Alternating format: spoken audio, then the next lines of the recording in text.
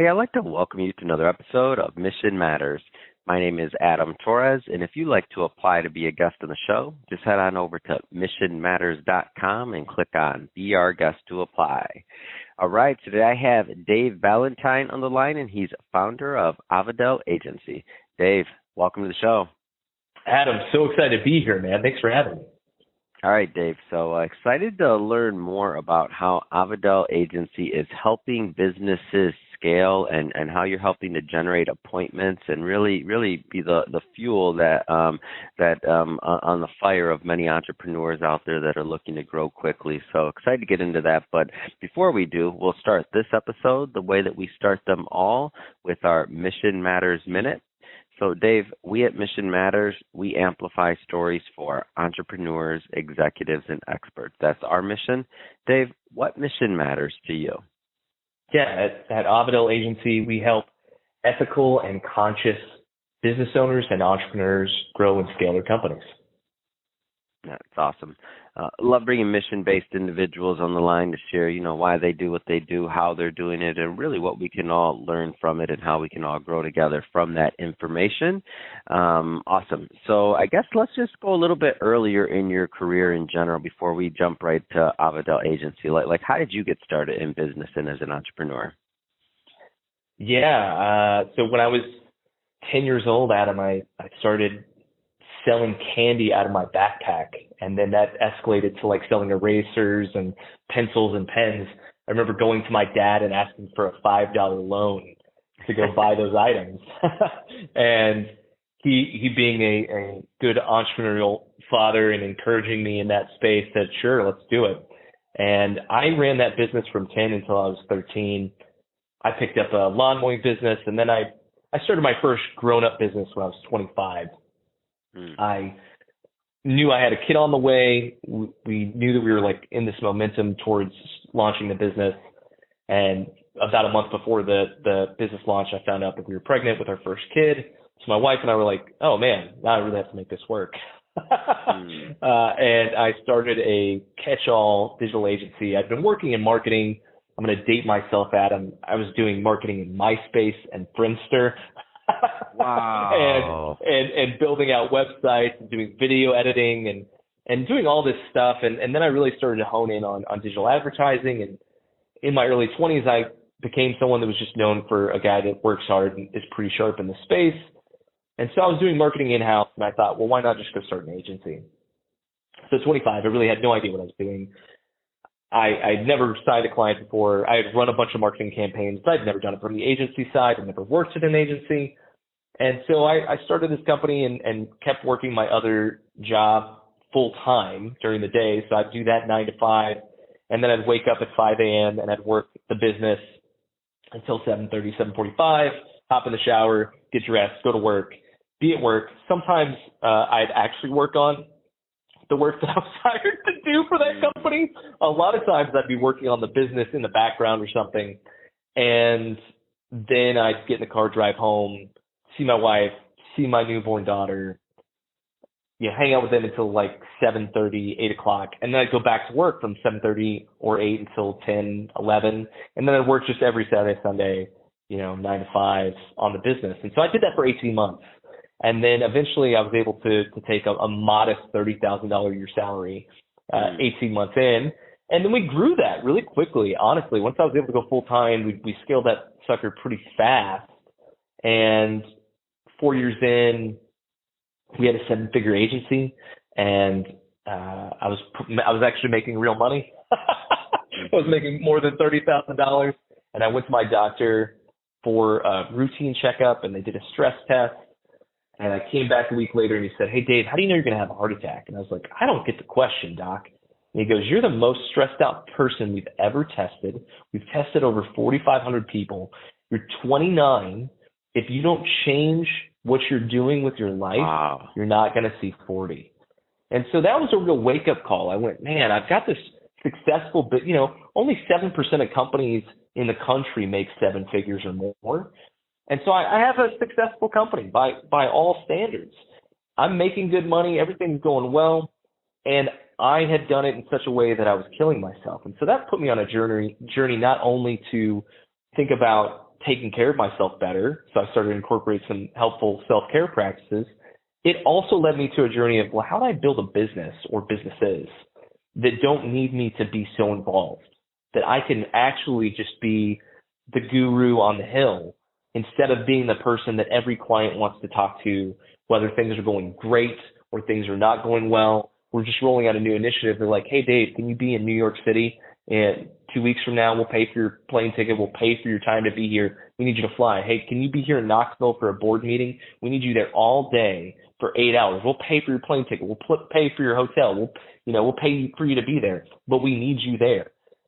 So getting out of that, hey, Dave's the guy, to, at this point I own 8 different companies. Avidel is the biggest one. And I am able to do it all remotely, and it's absolutely life-giving, and I'm much healthier than I used to be. So that kind of brings us to today. Yeah, that's awesome. I love it. It's a great story, and I love that you went through some of the pains of being an entrepreneur. So it seems to me like when you're working with clients, what I like about working with companies like yourself and like what you're doing at Avidel Agency is that when you're working with somebody, what their pain points are. I don't mean specifically, but the themes, what they're going through, sometimes the questions behind the questions that they're not asking, and maybe some of the things that are going on in their lives that aren't even related to business because you've been through it, right? So you're seeing that, and what helping them scale and what kind of giving them the right advice can do to not just grow their business, but also to add to the quality of their life. Can you maybe talk a little bit more about that? Yeah, what's interesting, whenever I was early on in my entrepreneurial days, I'd go to networking events, and I could always tell who had a 7-figure business and who didn't. The way that I could tell was people that had 7-figure businesses or more, they were very casually engaged in conversation. They would have a very deep, meaningful conversation with a couple people. They may see some friends they'd engage. The people that were not doing 7 figures, they would go to those networking events, and I was one of those people for a long time, and they would be hustling. How many people can I talk to? Is that a good connection? That person looks interesting. How can I connect with all these people?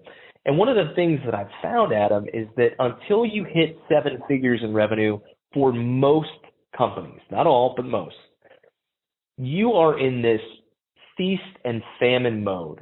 What I mean by that is everyone is existentially terrified of, am I going to pay my bills next month? And it's a really rotten spot to be in.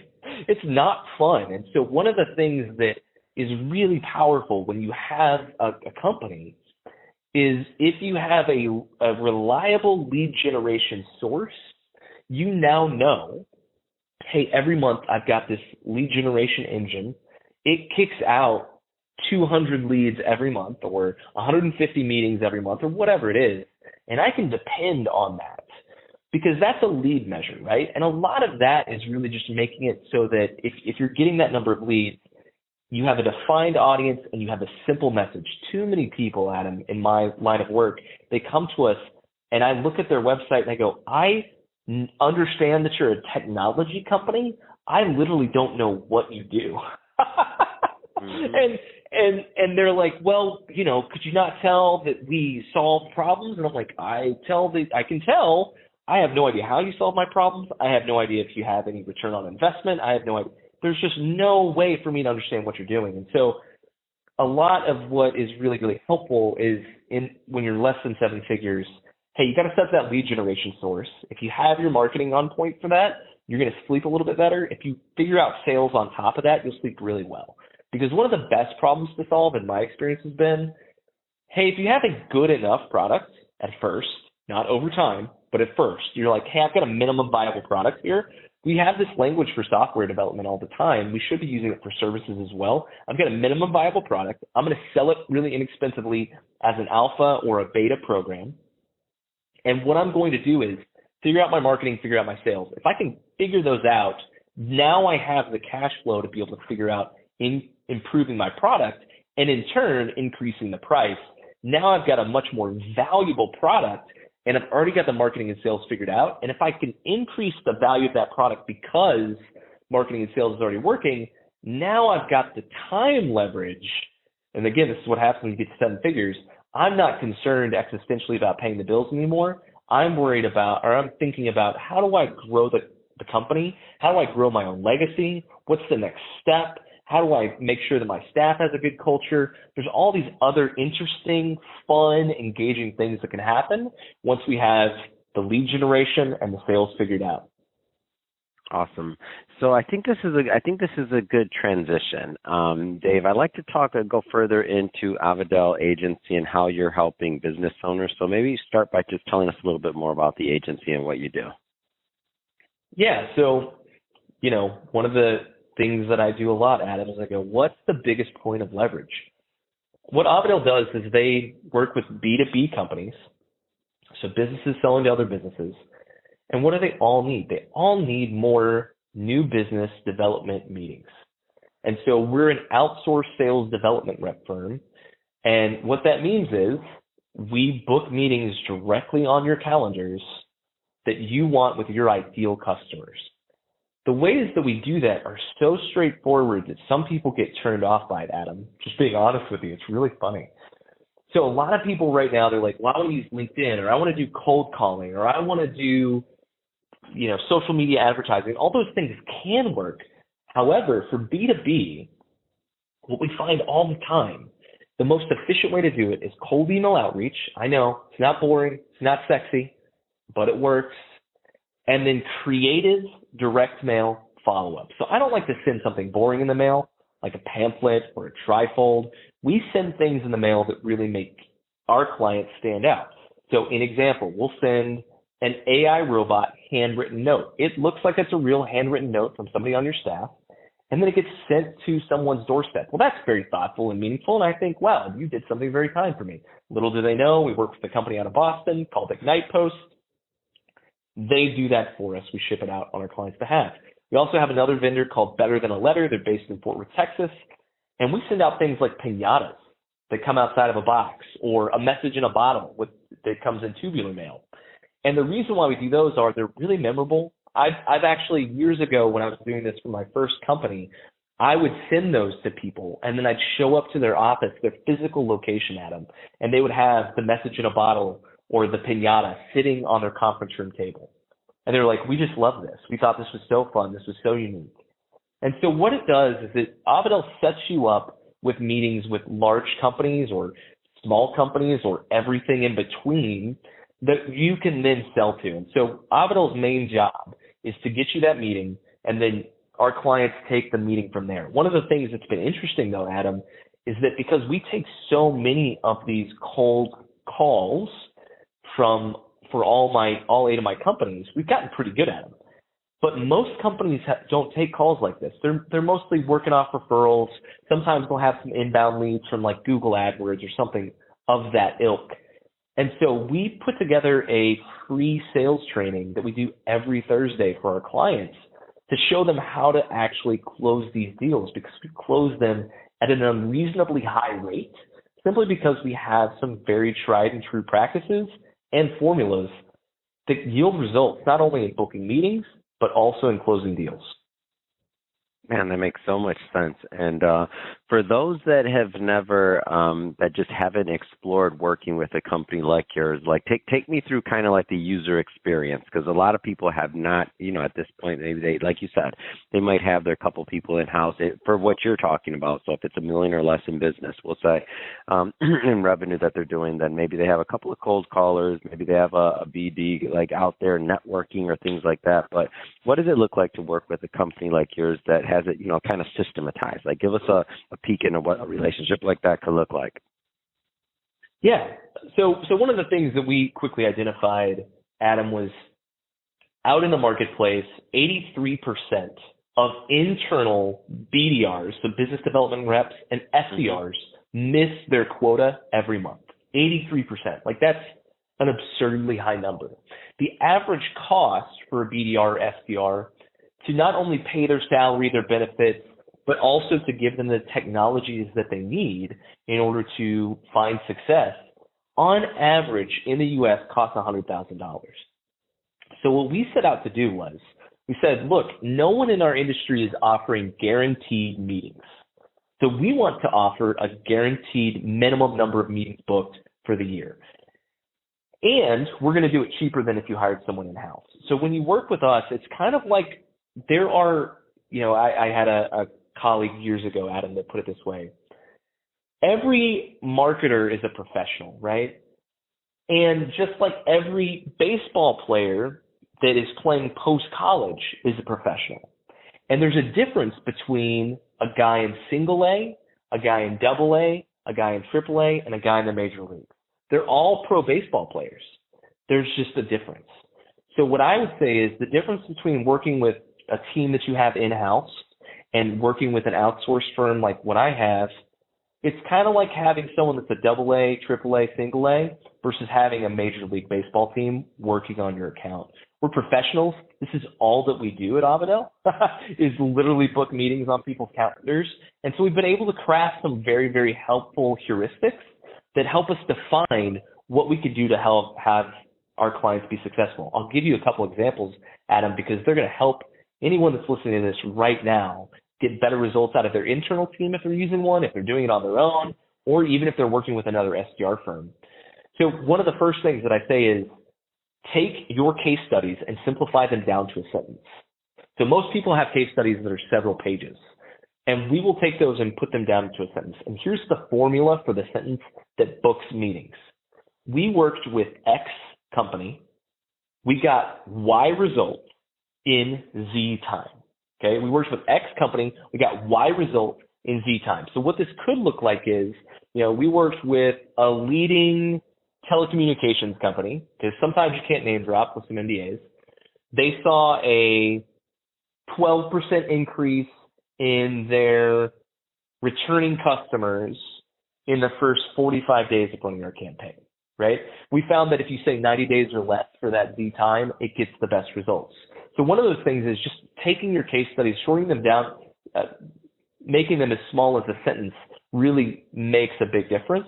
And then the second thing, Adam, and this is a thing that is like become our bread and honey, is creating what we call is an outrageous offer.